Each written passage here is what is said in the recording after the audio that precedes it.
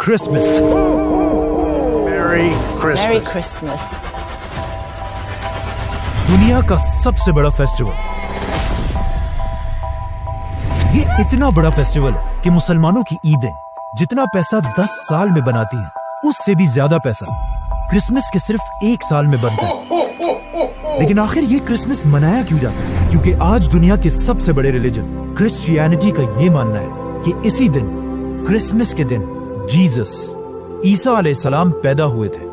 लेकिन अब क्वेश्चन ये है कि अगर यही दिन 25 दिसंबर ईसा अलैहिस्सलाम की बर्थडे है, तो फिर मुसलमान इसे क्यों नहीं मनाते? क्योंकि यहाँ पर एक बहुत बड़ी कंफ्यूजन है।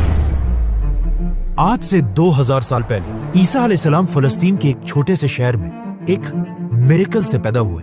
ये वो जमाना था जब फलस्तीन में तो यहूदी आबाद थे ही, लेकिन यहाँ पर यहूदियों की हुकूमत नहीं थी। हुकूमत उस वक्त की एक बहुत बड़ी सुपर पावर रोमन एम्पायर की थी। जब रोमन एम्पायर अपनी ताकत की पीक पर थी और यहाँ के बादशाह का नाम था सीजर ऑगस्टस, जो रोमन एम्पायर का सबसे ताकतवर बादशाह था। और इसके नाम को, ऑगस्टस को, आज हम सब बहुत अच्छी तरह जानते हैं, क्योंकि इसी ऑगस्टस के नाम पर साल के एक महीने का नाम भी रखा गया। जैसे ही ऑगस्टस अपनी ताकत की पीक पर पहुंचा, उसने वही गलती की जो हमेशा हर बादशाह इस पोजीशन पर पहुंचकर करता है। ऑगस्टस अपने आप को एक आम इंसान की बजाय एक खुदा, गॉड कहलवाने लगा और पूरे रोमन एम्पायर में लोगों से अपनी इबादत करवाने के लिए अपने नाम के टेम्पल्स बनवाए। अगर हिस्ट्री को देखा जाए, जब भी कोई शख्स इस लेवल की ताकत तक पहुंचता है, तो अल्लाह उसके गुरूर को तोड़ने के लिए बिल्कुल मूसा अलैहिस्सलाम की तरह एक माइटी प्रॉफिट भेजता है। तो इसी सीजर ऑगस्टस के दौर में ईसा अलैहिस्सलाम पैदा हुआ। ईसा अलैहिस्सलाम भी यहीं पर रोमन एम्पायर के अंडर फलस्तीन में यहूदियों के साथ बड़े हुए। लेकिन ईसा अलैहिस्सलाम बचपन से अपनी एज के बाकी सारे नॉर्मल बच्चों से बहुत ही डिफरेंट थे, क्योंकि बचपन में एक बार ईसा अलैहिस्सलाम अपनी माँ मरियम के साथ एक बाजार में घूमते घूमते कहीं गायब हो गए और काफी ढूंढने के बाद भी वो पूरे बाजार में कहीं नहीं मिले।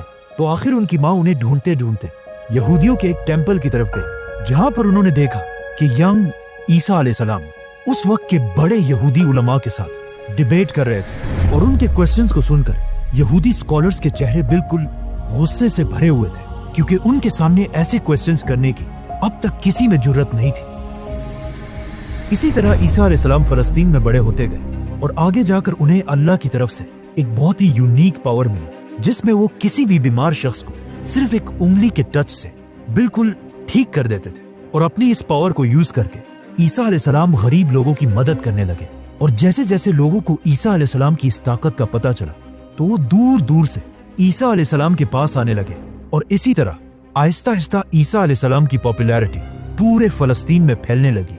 आखिर ईसा अलैहिस्सलाम इतने फेमस हो गए कि वो जिस भी शहर की तरफ जाते थे, वहां के सारे लोग उन्हें वेलकम करने के लिए उस शहर से बाहर निकल आते थे। और ईसा अलैहिस्सलाम अपनी पावर से उन सब की बीमारियां दूर कर देते थे। यहां तक तो सब बिल्कुल ठीक था, लेकिन आहिस्ता आहिस्ता ईसा अलैहिस्सलाम अपने फॉलोअर्स को बिठाकर उनके सामने स्पीचेस करने लगे। और इन स्पीचेस में वो बार बार लोगों को ये समझाने लगे कि आज हमारे इस रिलीजन को सिर्फ और सिर्फ इन यहूदी स्कॉलर्स ने तबाह किया है, जो अपने टेम्पल्स में बैठकर सिर्फ गरीब लोगों से चंदा जमा करते हैं। और सिर्फ कुछ पैसों के लिए यही स्कॉलर्स तौरात की आयत को चेंज करके अपनी मर्जी के फैसले लिखते हैं। और हर स्पीच में बार बार ईसा अलैहिस्सलाम यहूदी स्कॉलर्स को मुनाफिक कहकर पुकारने लगे।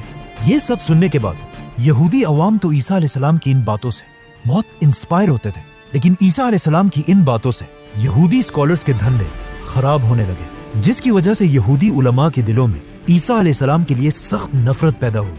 और वो ये प्लानिंग करने लगे कि किसी तरह ईसा अलैहिस्सलाम को मारकर उनसे अपनी जान छुड़ा दे। लेकिन सुपर पावर रोमन एम्पायर की हुकूमत में ऐसा करना इम्पॉसिबल था। लेकिन ये सब भी बहुत जल्द बदलने वाला था, क्योंकि आहिस्ता आहिस्ता ईसा अलैहिस्सलाम फलस्तीन में इतने फेमस हो चुके थे कि वो फलस्तीन में जहां भी जाते थे, हजारों लोगों का क्राउड उन्हें देखने के लिए जमा हो जाता था। आखिर एक दिन ईसा अलैहिस्सलाम फलस्तीन के कैपिटल जेरूसलम की तरफ गए। जब लोगों को इस बात का पता चला, तो हजारों लोग उनको वेलकम करने के लिए सिटी से बाहर निकल आए और उनकी सवारी के सामने खजूर के दरख्त की शाखें फेंकने लगे। जो उस जमाने में हाईएस्ट रिस्पेक्ट दिखाने का एक तरीका था। रोमन एम्पायर के जनरल्स ये सब देखकर हैरान हो गए कि आखिर ये कौन आ रहा है जिसे लोग बिल्कुल एक बादशाह की तरह रिस्पेक्ट दे रहे हैं। नाउ ईसा अलैहिस्सलाम की ताकत को देखकर रोमन एम्पायर के जनरल्स उनसे डरने लगे और यहूदी उलमा तो उनसे पहले ही नफरत करते थे। तो अब ये दोनों मिलकर ईसा अलैहिस्सलाम को मारने की साजिश करने लगे, जिसके बाद ईसा अलैहिस्सलाम ने अपने सबसे क्लोज 11 या 12 फॉलोअर्स के साथ अपना आखिरी डिनर किया और फिर अल्लाह ने उन्हें आसमान की तरफ उठा लिया। लेकिन क्रिश्चियंस का मानना है कि इसके बाद उन्हें मार दिया गया। अब ईसा अलैहिस्सलाम तो दुनिया से चले गए, लेकिन यहाँ फलस्तीन में उनके 11 फॉलोअर्स ने फैसला किया कि वो ईसा अलैहिस्सलाम की टीचिंग्स को पूरी दुनिया तक पहुंचाएंगे। तो सबसे पहले इन फॉलोअर्स ने यहूदियों को कन्विंस करने की कोशिश की, लेकिन ऑफ कोर्स यहूदियों ने ईसा को नहीं माना, तो इनको क्या मानेंगे। तो ये फॉलोअर्स यहूदियों को छोड़कर दुनिया के बाकी लोगों तक ईसा अलैहिस्सलाम का मैसेज पहुंचाने लगे और यहूदियों के बिल्कुल ऑपोजिट बाकी दुनिया में क्रिश्चियनिटी बहुत तेजी से फैलने लगी। और इन्हीं नए फॉलोअर्स में से एक का नाम सेंट पॉल था। आज की दुनिया की क्रिश्चियनिटी में सेंट पॉल का सबसे बड़ा रोल है, क्योंकि पॉल से पहले लोग ईसा अलैहिस्सलाम को सिर्फ एक पैगंबर और अल्लाह का बंदा समझते थे, लेकिन पॉल ने पहली बार दुनिया में एक कॉन्सेप्ट लाया कि ईसा अलैहिस्सलाम कोई आम इंसान नहीं बल्कि अल्लाह के बेटे और खुद भी एक खुदा थे। आज पूरी दुनिया के क्रिश्चियंस ईसा अलैहिस्सलाम को खुदा मानते हैं और इस सब की शुरुआत इसी पॉल से हुई थी। हालांकि पॉल अपनी पूरी जिंदगी में ईसा अलैहिस्सलाम से कभी मिला ही नहीं था। पॉल और उसके फॉलोअर्स की वजह से Aahista Aahista Christianity Roman empire में फैलती गई। लेकिन यहाँ पर मसला ये था कि रोमन एम्पायर का रिलीजन क्रिश्चियनिटी के बिल्कुल ऑपोजिट था और वो उस जमाने में जुपिटर की इबादत किया करते थे।